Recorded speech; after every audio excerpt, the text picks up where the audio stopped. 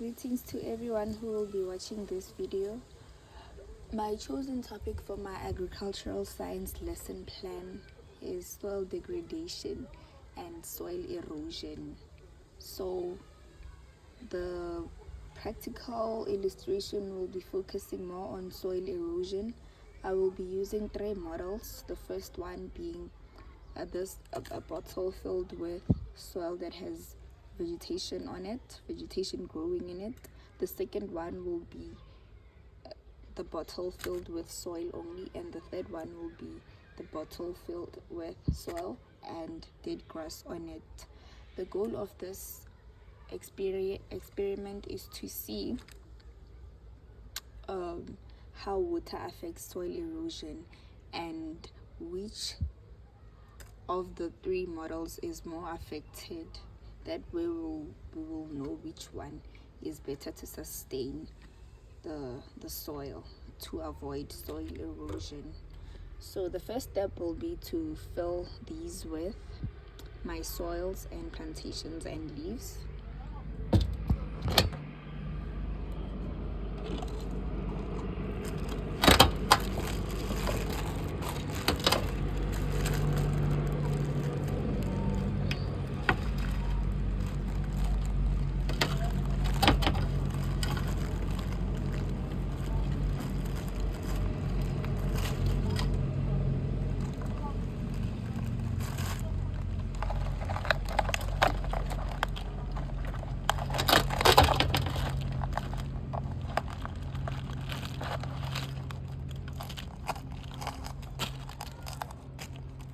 This is my first soil with vegetation coverage. The second one will be soil.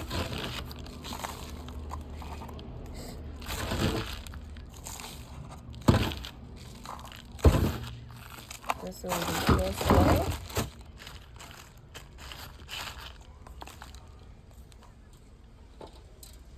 And my third one, I need to remove this.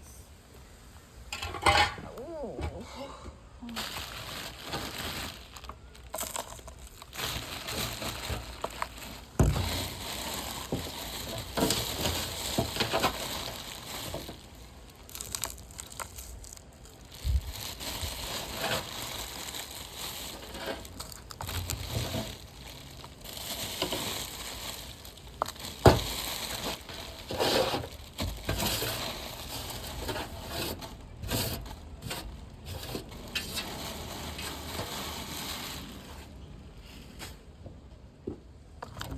This one will be filled with food leaves.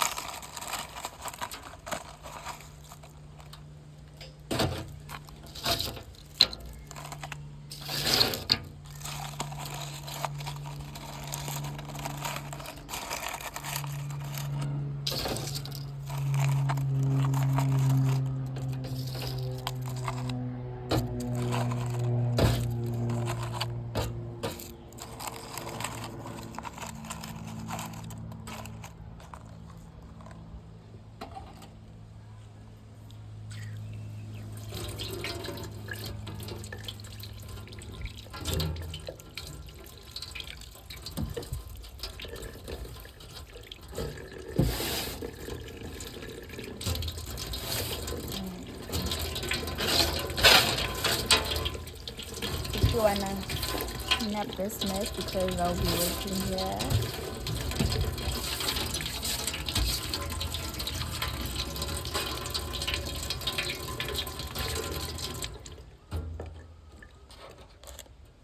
This will be my number 1. This will be my number 2. This will be my number 3. First glass, second glass, where the water will be filtrating in. My third one.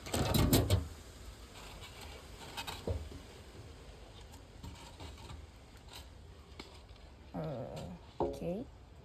I'm gonna start by filling in water.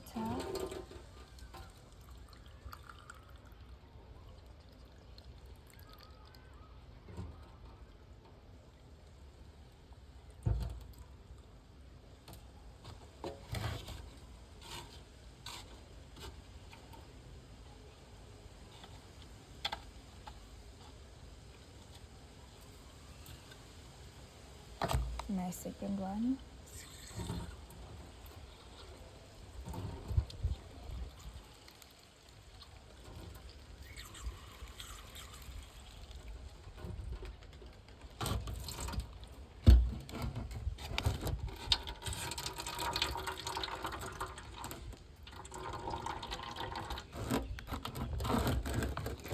And this is my third one.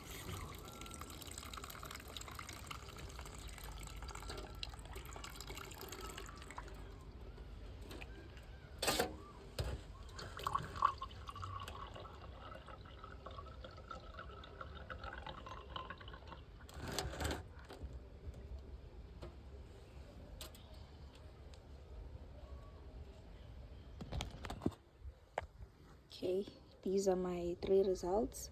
The first one is this one, the second one is this, the third one is this. So you can see by the results that we got that this one is more darker than all of the 3. This one is a bit cloudy, and then this one is the one with less soil in it. So this illustration shows that the land that is not covered with plantation is more susceptible to water and wind erosion, and then the one that is covered with dead plants and leaves is more likely to reserve the soil from flowing. And then the third one shows that the one that has planted not necessarily planted, because weeds are not planted, but the one that has vegetation on it, whether it's weed or the actual plant that any person can plant, is more likely to hold the soil together with their roots. Their roots act as fingers to grip the soil together. In that way, the flow of water becomes less as compared to the 3 practicals. So from this, we can see that plants that are grown here are most likely to have the benefits of minerals and organic matter and microorganism benefits as compared to the others, because whenever it rains, especially this one, whenever it rains, the soil flows, and the soil obviously flows with nutrients in it, so the soil becomes infertile. It lacks organic material and microorganisms that are beneficial in agriculture, and then this can at least be used to conserve the soil in the meantime. So it's really also helpful, other than mulching, it's helpful to retain the soil structure, because the soil is not exposed to the wind and water directly. At least the water is held by the grasses and plant materials that are dead. So there's no need to clean up the soil or feel like the rather space or yard that is exposed to wind and water. It's okay to leave the dead leaves because they help to protect our soil. And then this one is the best method to make sure that even if your plan is to plant on the same land after 5 years or 2 years, at least there'll still be soil structure. You'll still get your organic matter, and your nutrients level will still be high, as soil erosion will not be exposed to it. So yes, this means that these 2 models can be named or considered as a way of retaining soil conservation. Thank you.